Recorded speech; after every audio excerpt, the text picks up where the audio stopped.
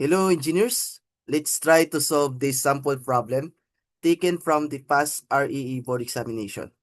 So yung problem natin, a federal agency is trying to decide which of the two waste management projects to investigate as the source of air pollution.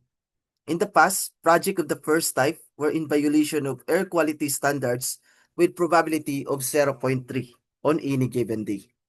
So while projects of the second type were in violation of air quality standards with probability of 0.25 on any given day. It is not possible for both projects to pollute air in one day. If the first project is violating air quality standards, what is the probability that the second project is also violating federal air quality standards? So let's solve this problem using conventional solution. First, yung probability ng Project A to violate the air quality standards is, sabi dito sa problem is 0.3. Tapos yung probability of Project B to violate the air quality standards is 0.25. So using the base probability theorem, so magiging formula natin dito guys is probability of A and B is equal to probability of B given that of A times probability of A.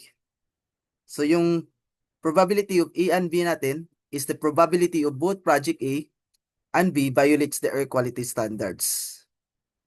Tapos, yung probability of B given that of A is the probability of project B violates the air quality standards given that project A also violates.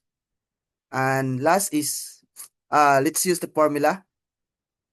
P, A, and B is equal to P of B given that of A times probability of A. So we have probability of B given that of A is equal to probability of A and B all over probability of A. So yung probability of A natin is 0.3. And then yung probability of A and B natin is 0. Bakit 0? Since sabi dito sa problem, it is not possible for both projects to pollute air in one day. So therefore, bawal magkasabay yung dalawang project na magbabiolate ng quality or air quality standards. So 0 over 0.3, that is equal to 0. So therefore, yung sagot natin dito is 0. So maraming salamat sa panonood. I hope marami kayong natutunan sa video na to and see you sa next video.